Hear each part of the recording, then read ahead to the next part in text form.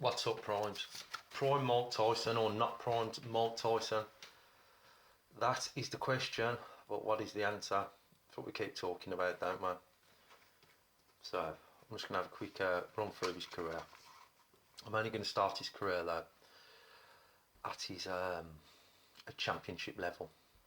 And I think that what you may find, well, what I thought was, is at the end of his career, probably there were certain parallels to the beginning of his career, the very beginning of his career. I'm not really going to touch on that, but I think you'll be able to draw the conclusions for yourself. Right, we're going to start off with, we got Trevor Berbick. We got an old seasoned guy here, haven't we? Been in with Ali. You've been in with Holmes. Beat an old. Did he beat them both? No, Holmes smacked the shit out of him, I think. But yeah, he beat an old guy. Point being, he was pretty old.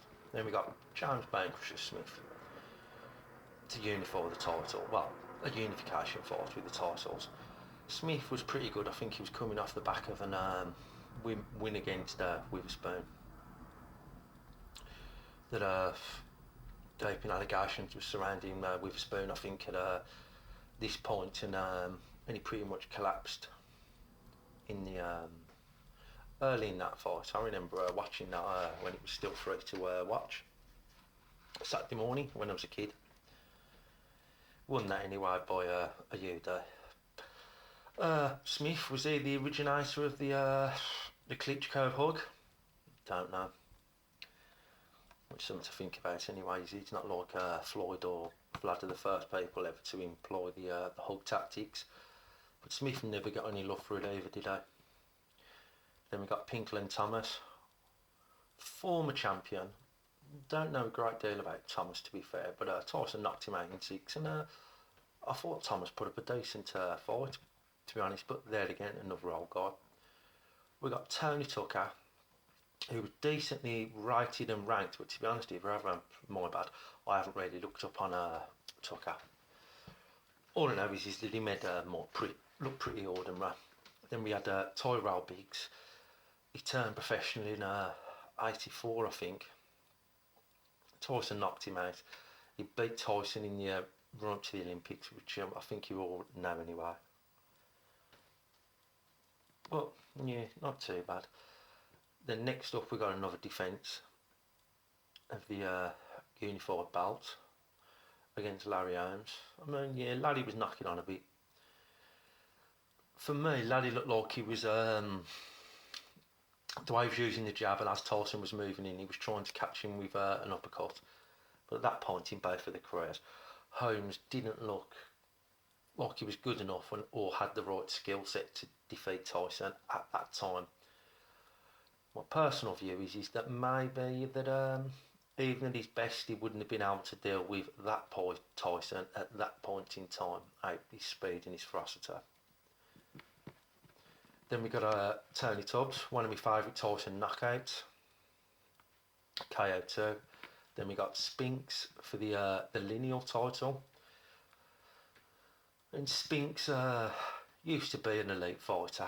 I can't remember exactly why he went away. I mean, I'm only going back now purely on memory. I can remember hearing things about that Spinks gave up the IBF belt because he didn't want to fight Tyson. I've heard people say that he was injured. But it was a couple of years later, after, I should say, that he debatably beat Holmes. That he came out of retirement and beat Spinks, and yeah, we all know how that ended. And then after this fight, Mike Tyson gets married to Robin Givens, because obviously Prime Mike, not Prime Mike, a lot of things that are thrown up. Obviously he's in relation to Givens, rape charges, and that's why Mike never reached his full potential. Leaving Kevin Rooney was another one, but I haven't really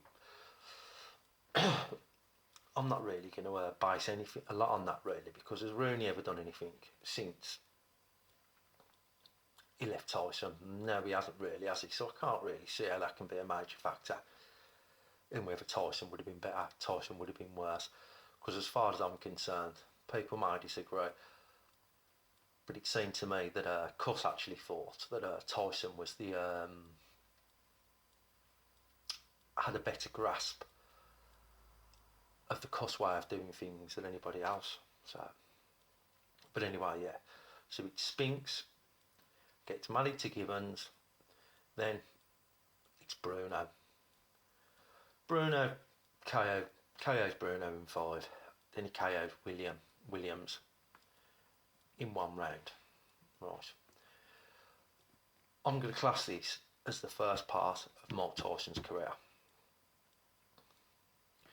Now, in this first part of his career, you've all probably noticed there's not a lot of young bucks. There's not a lot of young up-and-coming guys. I mean, we got Biggs, but I think he turned pro in 1984. Spinks was old. Tubbs, I don't really know about Tubbs. Bruno was older. Williams was older. All these guys was all older guys. Mike walked through them. Now, at this point in Mike's career, up until the Williams fight, he couldn't have fought Ray Mercer because Mercer did not turn pro till 89. Bo did not turn pro until 89. Luce did not turn pro till 89. Holyfield moved up to the weight in 88. And Morrison turned pro in 1988. So this part of Mike Tyson's career, I think he's probably fought the best people he possibly could have, really. I mean, there's probably a couple of guys out there that are TNT dokes, a couple of you might say that he possibly could have fought, but I'm not sure where he listed, where he was ranked, and whether or not that was really a possibility, or whether he was ranked high enough to justify it. So that's the first part of Tyson's career. Now I'm going to move on to his second now, the second part. Which is not really the second part, is it? Because it's because we got Douglas, last KO to Douglas, and now how can you move from being in your prime, fighting all these guys that I've just mentioned, Williams, Bruno, Spinks, Tubbs, and then all of a sudden, in your next fight to Douglas, suddenly you're no longer in your prime? Well, I believe that the definition of prime is being at your very best, mentally or physically, in a state that you're at the best or the best you possibly ever could have been. Do any of us believe that Tyson was at his very best or not at that point? He certainly should have been. But I think we'd all seen better performances from Mike Tyson other than Douglas. Right. So he's coming back from... So after fighting Douglas, on the comeback trail now, we got Tillman, we got Stewart. And then we got a couple of fights with Donovan Razor Ruddock, the old Canadian fella, got knocked out the other week, didn't he? Trying to get that changed to an no decision, I think, because of the punching behind the head from the fella Canadian geezer who beat him. Anyway, but after that he got convicted for rape. And how much did that really take out of Mike? Was he still in his prime when he came out of prison? Physically, he certainly should have been in. A lot of the arguments that I hear, and a lot of the argument that I've been myself, is that mentally he wasn't. But my angle on it is this: after coming out of prison and beating, after he beat Ruddock, he then goes on to fight Pete McNeely. Mathis KOs him 3, Bruno KOs him 3, and Bruce Alden takes a dive. Then he's going in with one of the all-time great heavies in Mr. Evander Holyfield, and he loses. And a lot of people, myself included, I've been saying, well, That's not a prime Mark Tyson. That was not Mark Tyson at his very best. But the thing is that we all know how fighters get better. It's how you get better at anything. If you do something and it's too easy, if you're doing a maths problem and it's too easy, you do one that's a little bit harder and you learn and gradually. And if you're good enough, you'll get to the point where you're a physics wizard. So Mike Tyson's, to get him in shape to fight the mighty Evander Holyfield was Pete McNeely, Matthews, Bruno, Salden, and then Holyfield. Small wonder really that Tyson lost, stepping up from that level of competition.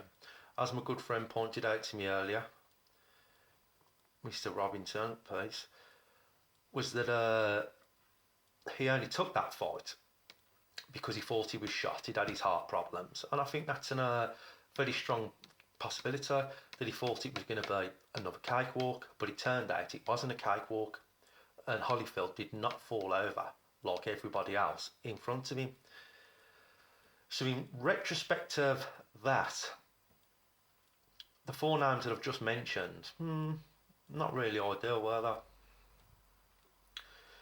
So he lost that. But was Tyson still in his prime? I think he probably was. But he just was very ill prepared to take on somebody with such heart and such spirit as Evander Holyfield. But at the same time, was Tyson, by definition, in his prime? Was he the very best? Or the best that we'd ever seen him? Probably not. So he loses that one. So then we go on to his next set of opponents, building up to a Lewis fight. So we've got now Bofa, Orlean Norris, Julius Francis, Lou Savares, Andre Galata, Brian Nelson, and then boom, exactly the same story again. We're going straight in with probably not a prime Lennox Lewis, but he was in a better shape in his career and a better place in his career than Mike Tyson was. And obviously, we all knew Tyson was never really going to be a threat to Lewis at that point. He was too slow, he seemed a lot bigger. And Tyson's career, the way I'd sum it up really, would be after the loss to Douglas, would be trying to move him into a position to earn the most money as quickly as possible by getting that shot at the champion, beat Holyfield, beat Lewis.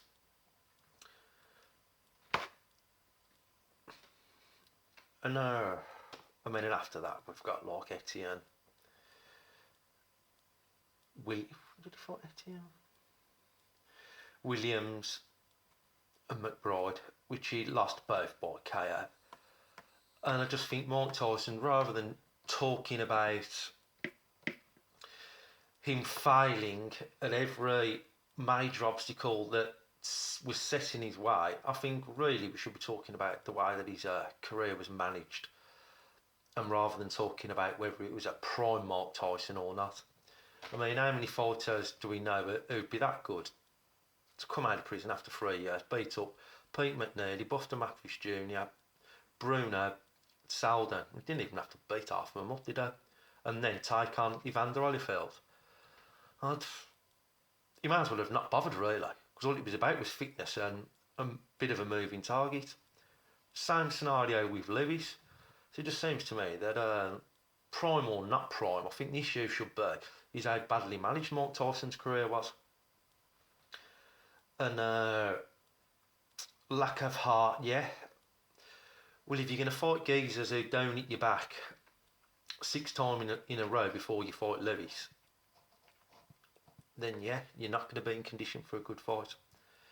If you fight 4 men who put up no stiff competition before you standing there with Evander Holyfield, are you going to beat your very best? Would I beat my very best? I don't think so. And I don't really think that the rape charges or his marriage really come into it. I think it was the way his career was guided and the way his career was managed that possibly we never seen the best of him. But as I say, the beginning of his career was about beating up mainly on the old guard, and he did a fine job of it. None of them really had the physicalities to hit him back and put much of a performance up, but that wasn't his fault. Because as I said before, there was nobody there who was any better than the guys he faced, so that's that really. Right. Hope you're all good. Take it easy. 8 primed.